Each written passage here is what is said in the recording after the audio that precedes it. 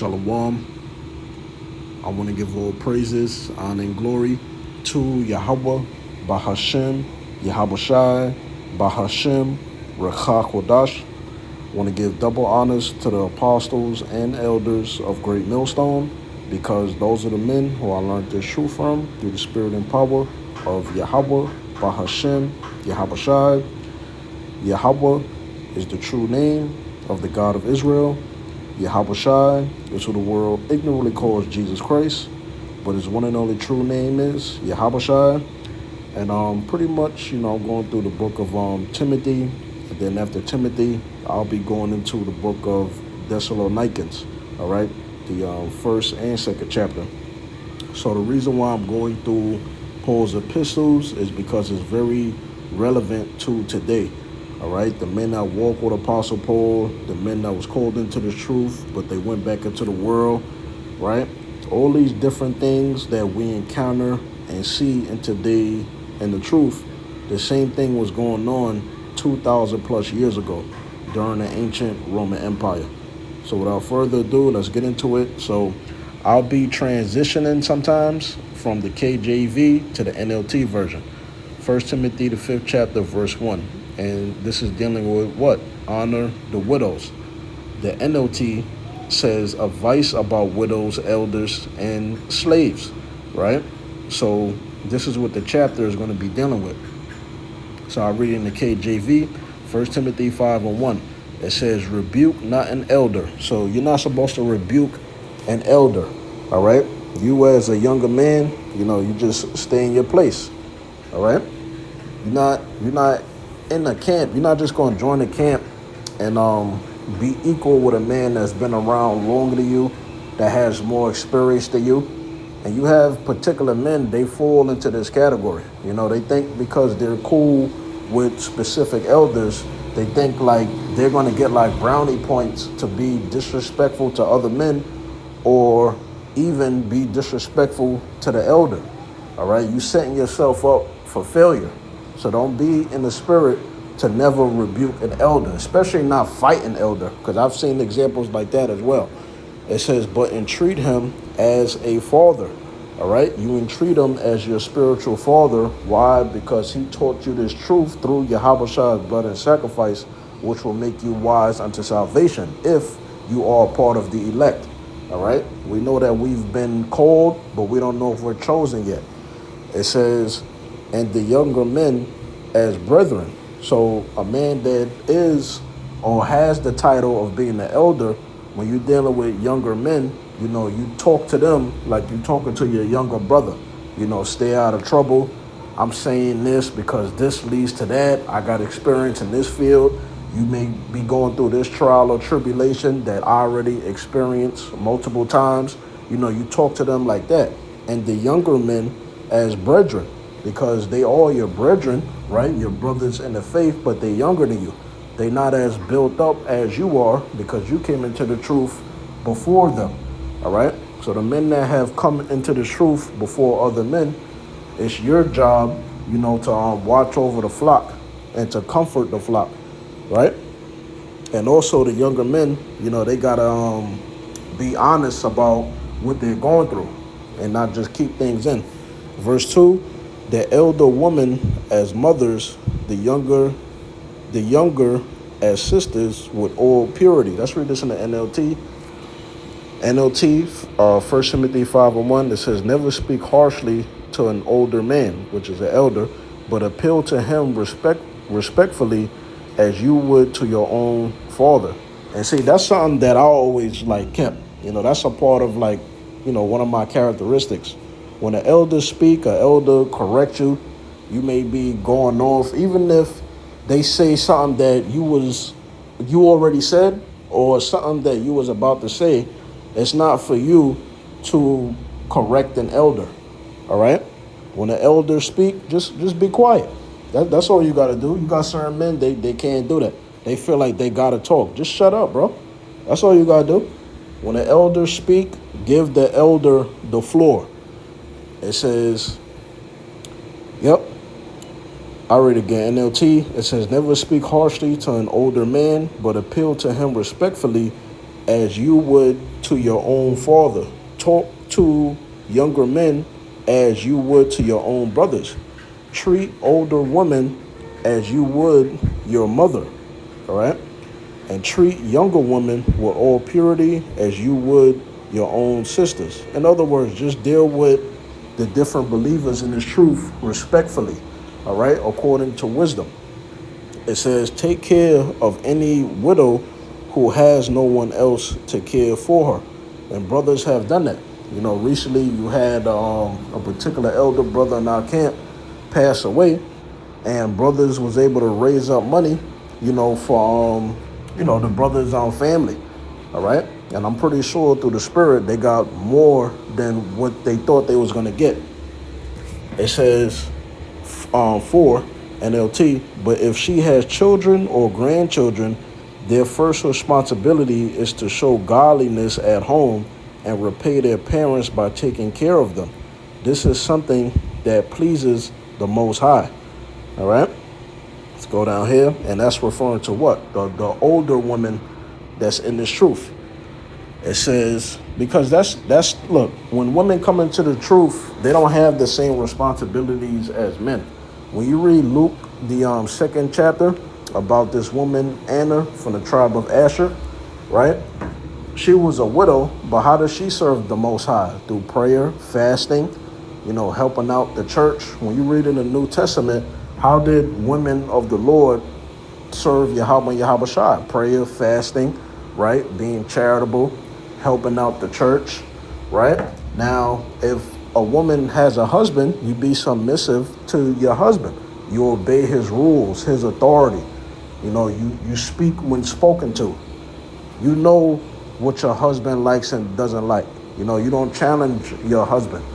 You be a helpmate. You aid your husband in a time of emotional or financial distress. Any way you could support your husband and his needs, that's how you please Yahweh and Yahweh Shai. You serve your husband as if he were Yahweh and Yahweh Shai, all right? Because that's the order. It's Yahweh, then Yahweh Shai, then the Israelite man, then the woman, then the children, right? So that's how a woman served the Lord in this lifetime. So verse 5 NLT, now a true widow, a woman who is truly alone in this world, has placed her hope in the Most High. She prays night and day. Everything I was just saying. Asking the Most High for his help. Exactly. Verse 6, but the widow who lives only for pleasure is spiritually dead even while she lives. And that's a lot of these American westernized feminist women. And now westernization is global now. So these women, they're going to get the same judgment as Lot's wife. It says, verse 7, give these instructions, aka rules and regulations, to the church so that no one will be open to criticism. And see, this is what Paul was teaching Timothy, you know, Titus, and the different people that was under him in these different churches of Asia Minor. You know, the ordinances that Paul was teaching the believers goes back to what? The laws, the statutes, the commandments, right? As your faith gets built up, then you rehearse more of the laws, statutes, and commandments, and high holy days and Sabbaths, according to the new moon. Verse 8 NLT. But those who won't care for their relatives, especially those in their own household, have denied the true faith.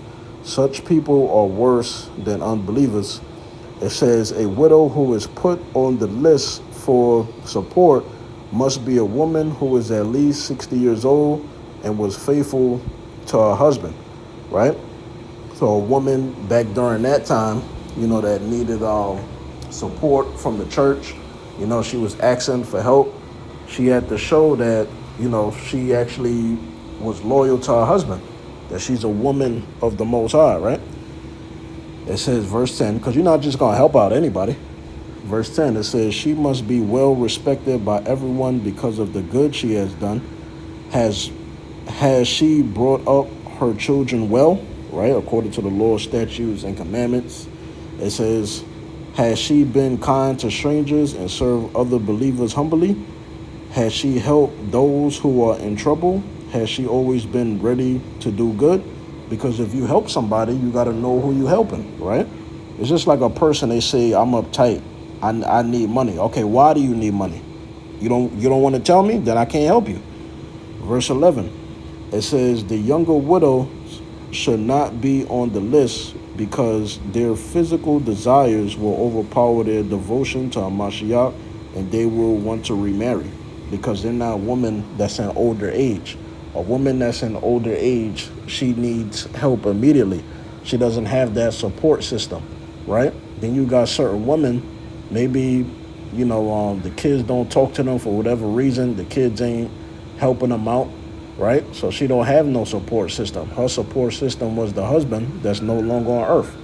So when you compare that to a younger woman, like how verse 11 is saying, a younger woman, she still got it. She's pretty. She could still remarry. All right, so she don't need immediate help from the church. You want to help the elder woman out first. It says, verse 12, then they would be guilty of breaking their previous pledge, right? Saying that they are a widow. It says 13, and if they are on the list, they will learn to be lazy and will spend their time gossiping from house to house, just like the women you see in society today, right? It says meddling in other people's business, aka being a busybody, and talking about things they shouldn't. And that's what a lot of Israelite women, that's what they do. They worldly.